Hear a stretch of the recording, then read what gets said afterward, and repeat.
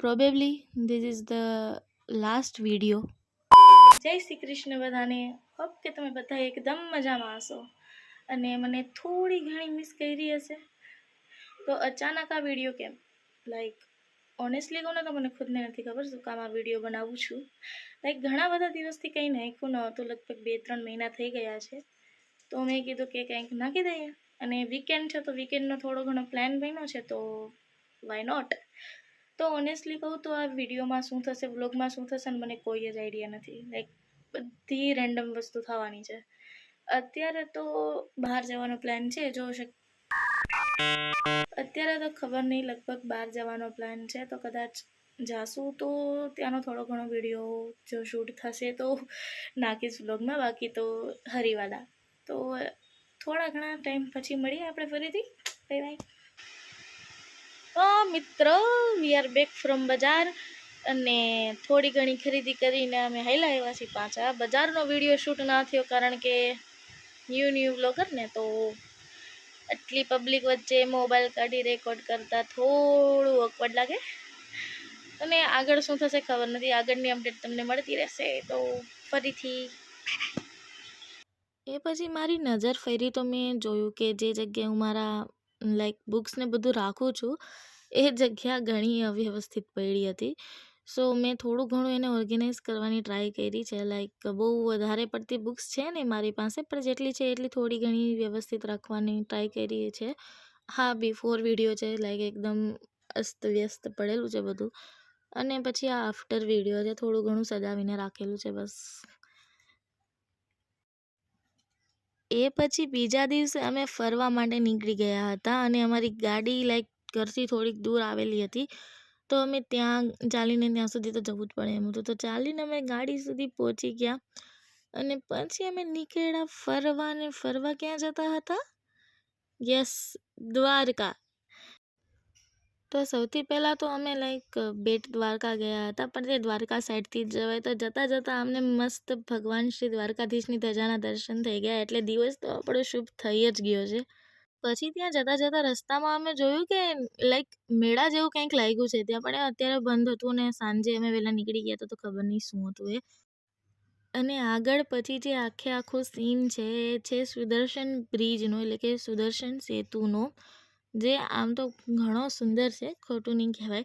પણ હા, લાઈક લોકોએ થૂકીને કચરો ફેંકીને ઘણું બધું બગાડી દીધું છે. તો લાઈક એક રિક્વેસ્ટ છે, જાઓ મજા કરો, ફરો, હરો-ફરો, પણ થૂકો નહીં, જ્યાં ત્યાં કચરો ના ફેંકો.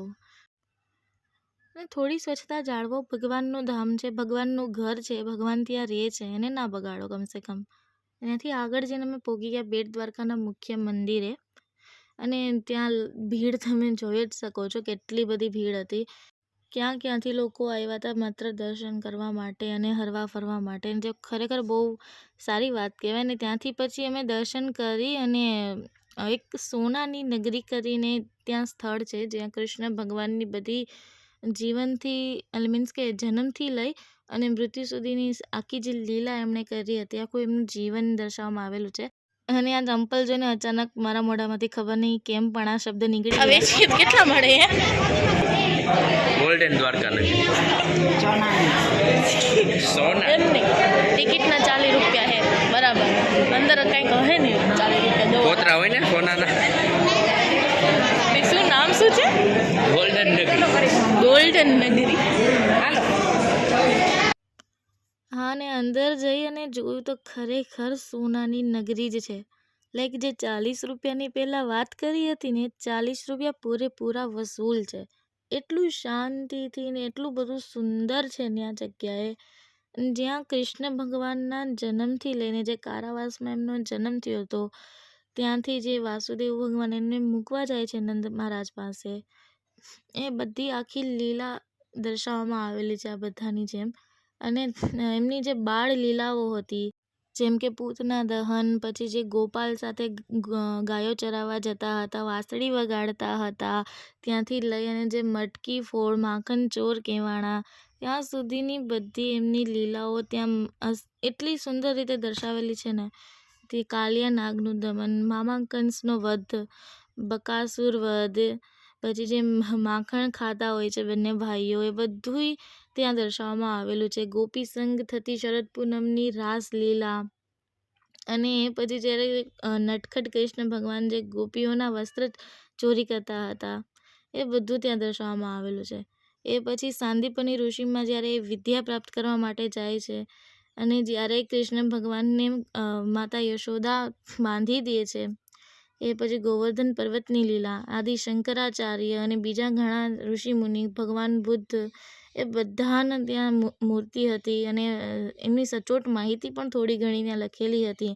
આ ઉપરાંત ત્યાં સપ્ત ઋષિ, જે આપણા 7 ઋષિઓ કહેવાય છે, જેના ઉપરથી જે 7 ગોત્ર છે આપણા બધાયના, એ સપ્ત ઋષિની પણ ત્યાં મૂર્તિઓ હતી એમના નામ સાથે. અને ખરેખર જોવાની ઘણી બધી મજા આવી. અને ત્યાંનો સૌથી મનમોહક એમ કહેવાય ને નજારો તો એ આ હતો કે ભગવાન વિષ્ણુ અને માતા લક્ષ્મી બંને સાથે, ખરેખર એટલો મસ્ત નજારો હતો. ને એમાં પાછી જે લાઇટિંગ હતી ને, એ લાઈક એવું લાગતું હતું ખરેખર સમુદ્રની અંદર જ છે એ લોકો, અને આપણે સામે જોઈએ અને પ્રત્યક્ષ એને નિહાળીએ છીએ. ત્યાર પછી જે ભગવાન કૃષ્ણ શાંતિદૂત બની અને કૌરવો પાંડવો વચ્ચે શાંતિ સ્થાપવાનો પ્રયત્ન કરે છે. દ્રૌપદી ચીરહરણ અને ત્યાંની બીજી સજાવટ, પિલર, છત, એ બધું પણ ખરેખર બહુ સુંદર હતું. અને હા, પછી ભીષ્મ પિતામહનો અંતિમ સમય, એ પછી જ્યારે બ્રાહ્મણ વિષ્ણુ ભગવાનના છાતી પર પગ રાખે છે ત્યારે માતા લક્ષ્મીનો શ્રાપ, એ પછી બીજા ઋષિ મુનિ અને શ્રી કૃષ્ણ સંગ ગોપીઓ દર્શાવવામાં ત્યાં આવી હતી. મને એમની રાણીઓ વિશે પણ ત્યાં માહિતી હતી.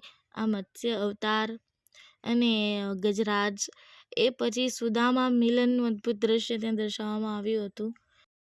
એ પછી શ્રી કૃષ્ણ ભગવાન એમની 8 પટરાણીઓ સાથે અહીં છે. એ પછી જે ભગવાન વિષ્ણુના અવતાર હતા બધા, એ બધા પણ ત્યાં દર્શાવવામાં આવેલા છે. આ છે રામાપીર. એ પછી એમના ભક્તોને પણ દર્શાવવામાં આવ્યા છે, જેમ કે નરસિંહ મહેતા છે, મીરાબાઈ છે. જ્યારે મીરાબાઈ ઝેરનો પ્યાલો પી છે અને પછી કૃષ્ણ ભગવાન એને બચાવીને એમને પોતાનામાં સમાવી લે છે, એ દૃશ્ય પણ ત્યાં છે. એ પછી શ્રી કૃષ્ણ ભગવાન ફરી રાણીઓ સાથે અને ગોપીઓ સાથે વાતચીત કરતા હોય છે, એવા દૃશ્ય પણ છે ત્યાં. અને સૌથી બેસ્ટ પાર્ટ તો આ જ છે. રણભૂમિમાં શ્રી કૃષ્ણ ભગવાન પોતાનું અસલી સ્વરૂપ દેખાડી અને અર્જુનને જે ગીતાનું જ્ઞાન આપે છે, જે કર્મનું જ્ઞાન આપે છે, એની પાસે બાજુના નાનકડા ઝૂલામાં એવા મસ્ત શ્રી કૃષ્ણ ભગવાન બેઠા હતા. એ પછી જે જગન્નાથજી છે, ત્યારબાદ બાજુમાં જ ગણેશજીની એટલી સરસ મૂર્તિ છે, એવું લાગે ખરેખર સોનાની જ બનેલી આ મૂર્તિ છે. અને નીચે પાછા મૂષકરાજ પણ છે. આ જ્યારે રામ ભગવાને રામેશ્વરમની સ્થાપના કરી હતી, એ સીન છે. અને પછી જે સમુદ્ર મંથનનો સીન, જે ખરેખર દિવાલમાં બનાવેલો છે, આ એક દિવાલ છે, એમાં સમુદ્ર મંથનનો આખો સીન દર્શાવેલો છે. ત્યારબાદ ત્યાંથી બેટ દ્વારકાથી અમે ગયા હતા હનુમાન દાંડી, જ્યાં મતલબ કે એવું કહેવાય છે કે એ એક માત્ર જ એવું મંદિર છે જ્યાં હનુમાનજી એમના દીકરા મકરધ્વજ સાથે બેઠા છે. તો ત્યાં દર્શન કરવા તો જોઈએ જ ને જોઈએ. તો અમે ત્યાં દર્શન કર્યા. અને એ સમયે ત્યાં પણ એટલી જ ભીડ હતી જેટલી દ્વારકા અને બેટ દ્વારકામાં જોવા મળે છે. ત્યાંથી થોડીક દૂર અમે બીજી જગ્યાએ ગયા હતા. આ જગ્યાનું એકચ્યુઅલી નામ શું છે ને મને નથી ખબર, honestly sorry for that. But ત્યાં એવું કહેવાય છે કે ત્યાં સંતોએ, ઋષિમુનિઓએ સમાધિ લીધી હતી. લગભગ 84 સંતો હતા તે, એમણે સમાધિ લીધી હતી. અને આ જે કુંડ છે ને, 84 હવન કુંડ છે ત્યાંના. અને ખરેખર તો કુંડની વચ્ચેથી લાઈક પ્રદક્ષિણા કરવાની હોય, એમની વચ્ચેથી, પણ લોકો ખબર નહીં કેમ એની સાવ આજુબાજુ ગોળ ગોળ ફરતા હતા. પણ ખરેખર એની અંદરથી પ્રદક્ષિણા કરવાની હોય એની અંદરથી ફરવાનું હોય છે 84 કુંડમાંથી. આ 84 હવન કુંડ છે, જેને 84 ધુના સિદ્ધપીઠ પણ કહેવાય છે, જે હનુમાન દાંડીથી થોડીક જ દૂર છે. અને ત્યાં બાજુમાં જ હતું મહાદેવનું એટલું મસ્ત આમ કુદરતી મંદિર, આપણે એવું લાગે કે ખરેખર કુદરતી મંદિર જ હતું. પછી ત્યાંથી અમે પાર્કિંગ સાઈડ તરફ ગયા, અને પાર્કિંગ સાઈડ પર તો મંદિર કરતાં પણ વધારે ભીડ હતી. ત્યાંથી નીકળીને અમે ફરી આવી ગયા સુદર્શન બ્રિજ ઉપર. અને અહીંયા ખબર નહીં અલગ જ પ્રકારનો ફોટોશૂટ ચાલતો હતો બધાનો. લાઈક દરેક ગાડી આમ થોડા અંતરે ઊભી અને બધાએ ફોટોશૂટ કરતા હતા, લાઈક એકોએક. ત્યાંથી અમે ગયા ભીમરાળા ગામ, જે મોગલમાનું જન્મ સ્થળ કહેવાય છે, એમની જન્મભૂમિ કહેવાય છે. એ ભીમરાળા ગામમાં મોગલમાનું બહુ મોટું મંદિર છે અને એની સામે જ બરાબર હિંગળાજમાનું મંદિર છે. અને ત્યાં પણ ખરેખર બહુ જ ભીડ હતી. હવે મને સમજાતું નહોતું આટલી બધી ભીડ કેમ હતી. અને આ મોગલમાના બાપુ કહેવાય છે, પણ અને એમની પણ મૂર્તિ છે. પણ મને આ વસ્તુ બહુ ખરાબ લાગી, લાઈક શું જરૂર છે અહીંયા કલાકૃતિ દર્શાવવાની તમારે યાર. અને ત્યાંથી અમને ખબર નહીં શું વિચાર આવ્યો કે અમે ગયા શિવરાજપુર બીચ ઉપર ખાલી એમને માટો મારવા. ત્યાંથી ગોલો ખાઈ અને અમે નીકળી ગયા ભડકેશ્વર મહાદેવના મંદિરે. અને ત્યાં ઉપર જતાં જ જોવા મળી અલગ જ જમાવટ. આ લોકોને સારું છે ખરેખર. અને ત્યાં મંદિર હતું મહાદેવનું, જે લાઈક બહુ ઊંડું છે એમ કહેવાય છે. અને ત્યાં વારંવાર પાણી પણ ઉપર સુધી આવી જાય છે ઘણીવાર, જ્યારે બહુ વરસાદ હોય કે બહુ ભરતી હોય ત્યારે. પણ મંદિર બહુ સરસ છે, જોવાલાયક છે. તો જ્યારે દ્વારકા જાઓ ત્યારે ચોક્કસથી જજો ને જજો જ. એમાંય ખાસ સૌથી વધારે તો આ દરિયાકાંઠો બહુ સુંદર છે. લાઈક તમને ખબર નહીં દેખાતું હશે કે નહીં વિડીયોમાં ક્લિયરલી, બટ તમે ધ્યાનથી જોશો ને તો તમને કાયદેસર દેખાશે કે બે પાણી જુદા પડે છે ત્યાં, લાઈક પાણીનો રંગ બદલાઈ જાય છે. અને ત્યાં અમે ફોટોશૂટ કરવા માટે ઊભા રહી ગયા, કારણ કે સનલાઇટ બહુ મસ્ત આવતી હતી એટલા માટે. તો ઘણા બધા ફોટોશૂટ કર્યા, વિડીયો ઉતાર્યા અને બસ એ જ ત્યાં થોડીક વાર ટાઈમ પાસ કર્યો. ત્યાંથી પછી અમે નીકળી ગયા ખરેખર જ્યાં અમારે જવું હતું, દ્વારકા. તો દ્વારકા પહોંચી અને સૌથી પહેલાં તો ગોમતી મૈયામાં ફરતી માછલીઓને અમે ખાવાનું ખવડાવ્યું. અને પછી અમે બંને તિલક લગાડી આવ્યા. હા, બાપુને અમે પૂછ્યું ને કે કેટલી દક્ષિણા દેવાની, તો બાપુએ કીધું કે ધંધો થોડો છે બેટા. દ્વારકાધીશના દર્શન કર્યા પછી અમે ત્યાંની બજારોમાં મસ્ત ફર્યા અને બધી વસ્તુ એટલી મસ્ત હતી ને કે એમ થાય કે બધું જ લઈ લઈએ આપણે.